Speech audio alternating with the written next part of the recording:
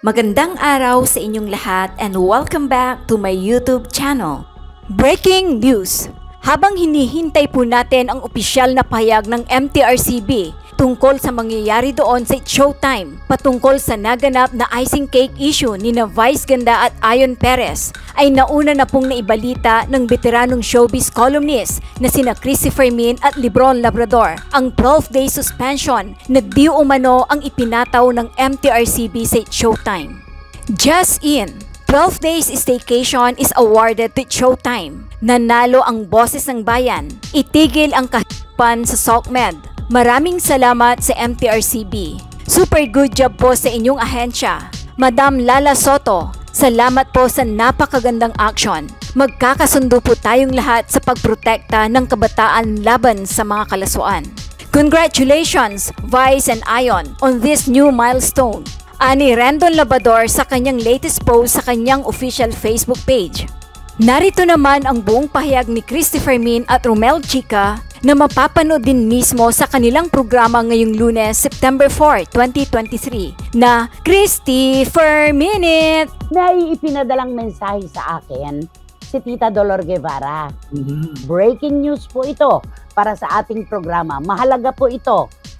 Nakatanggap na po ng 12-day suspension ang Showtime mula sa MTRCB nang wala po yatang kumpletong detalye kung bakit at paano. Ito po ay lumabas sa column ni Tita Crispina Belen. Lumabas po ito sa kanyang column at ang sabi nga po ay ito na raw yata ang pinaka-worst na suspension na tinanggap ng programa. 12 araw po na suspension ng It's Showtime ang ipinataw na verdict ng MTRCB. Hindi ko pa po nababasa ng buong buo yung hard copy na tungkol dito. Pero lumabas na nga po ito kay Tita Crispina Belen. Abangan natin, Romela, kasi sigurado namang hindi sila magbibigay ng suspension kung walang mga dahilan at katwiran na dumaan ito sa kanilang mga nasasakupan, lalo na yung adjudication at legal team. At si MTRCB Chairman Lala Soto. Hindi po pwedeng basta ganun lang ito. Di ba, Romel?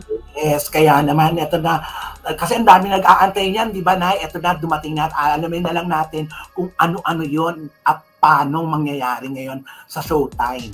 Diba? Ito po, kababasa ko lamang po. Tingnan na lang po natin kung ano pa ang mga susunod na pangyayari. Basta ang malinaw po na lumabas. 12-day suspension ang ipinataw po na verdict ng MTRCB sa It's Showtime dahil sa ginawa ni na Vice Ganda at Ayon Perez na pagkain o pagsusubo ng icing ng cake. Ay, ang bilis-bilis naman ng mareaksyon. 12 days lang? Ano to? 12 days of Christmas lang? Dapat dito mas mahaba. Dapat dito mas maraming araw, linggo o buwan silang masuspinde para magkaroon sila ng aral, ng leksyon at disiplina. Yan. Kapag syempre, ang tanong naman Marichu Permasyon Espiritu, kapag gano'n ang suspension ay nakapaloob sa isang programa, totoo ka, damay-damay na ito. Hindi lang si Ayon at si Vice. Ang dapat, ang nakakuha ng suspension ay sina Vice Ganda at Ayon Perez. Pero, ang nasa column ni Tita Crispina Belen, salamat po, ay 12-day suspension ng programa. Ibig sabihin, ang programa sa kabuuan. Mula sa kina Ayon at Vice Ganda na naging dahilan, lahat ng mga hosts, ang produksyon, lahat na po yon. Hindi sila mapapanood ng 12 araw. Ito ang ibig sabihin nung inilabas na verdict ng MTRCB. Yan po. Okay. Eto pa. 12 days lang? Ang inaasahan ko, buwan o linggo. Dahil hindi matututoy ang mga taong yan. Kung ganyan na 6 na tulog at gising lang, andyan na naman pala sila. John, ikaw na talaga. Okay? Lesson learned na yan sa mag-asawa. Nadadamay tuloy pati mga taong hindi naman kasama sa problema. Sabi ni Boy Zikaragay. Bakit 12 days lang? Dapat 1 year ang ibinigay. Mabait pa rin ang MTRCB sa pagpapataw ng suspension.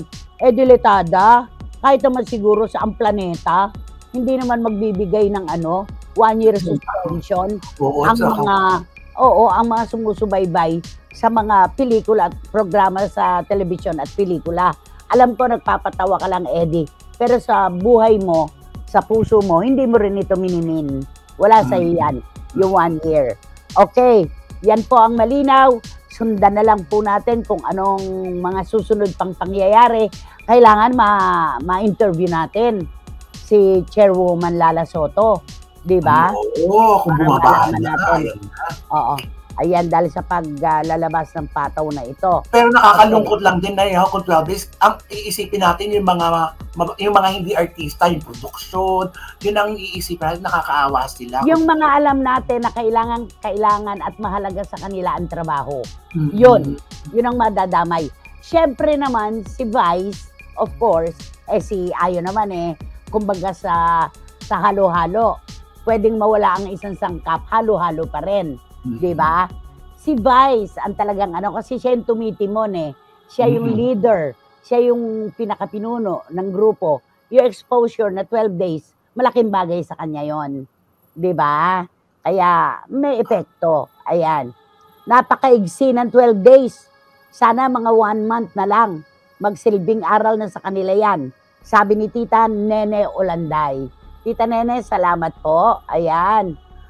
Ay naku po, Nay, 100% ikaw na naman pong magiging laman ng mga content sa YouTube dahil dyan sa breaking news na yan. Sabi ng ating shooter na si Ali at si Rosie. Yes. Anak, Ali. Anak, ang ating breaking news ay hindi pa formal na sa amin ang galing. Ipinadala lamang ni Tita Dolor ang kopya ng column na inilabas ni Tita Crispina Belen. Ayan. Pero tayo ang magbibigay ng komento dito. Of course, Ali, hindi mawawala ito. Okay, thank you so much. Ay, nako, hindi naman makatarungan ang 1 year, Nay. Kulang na lang sabihin na magsara na sana sila. Kawawa naman ang mga hindi sangkot. Sabi ni Marichu. O ayan, Eddie na dito. Sino ba yung Eddie na nag-text na 1 year ang suspension dapat? Wala ba siyang puso? Maganda ba ang trabaho niya? Gusto ba niyang mawala ng trabaho ang ibang tao? Ayan. Ayan na, Eddie, nagagalit sa'yo. Sabi ko na nga, hindi po minimin ni Eddie yun. Nagpapatawa lang. Kasi tama si Marichu. Kung 1 year, Eddie, magsara na lang. Yun ang ibig sabihin, di ba? Oo. Naman, di ba? Si Ayo naman, secure na. May ipon na, kaya okay lang ang suspension sa kanila. Hindi siya pababayaan ng wife niya, no? Sabi ni Boy Zikaragay. Yun naman. Sarcasm is in the air. Di ba? Nako, si Lara May Abrigo. Mayroon siyang content. Content talaga, Ano daw yan? Nakunay. Isang quincenas na po ang mawawala sa mga empleyado. Oo nga, 3 days na lang, isang quincenas na yun. Di ba? Kawawa naman po yung mga nadamay. Sabi ni Shoni Sebastian, Nay, kung 12 days lang po ang binigay sa kanila, at least, binigyan pa rin sila ng suspension. Tama naman dito. Napakatama naman dito ni Shoni Sebastian. Meron pa ring verdict. Di ba? Mag-subscribe at i-click ang notification bell para sa mga susunod na video updates. Maraming salamat po.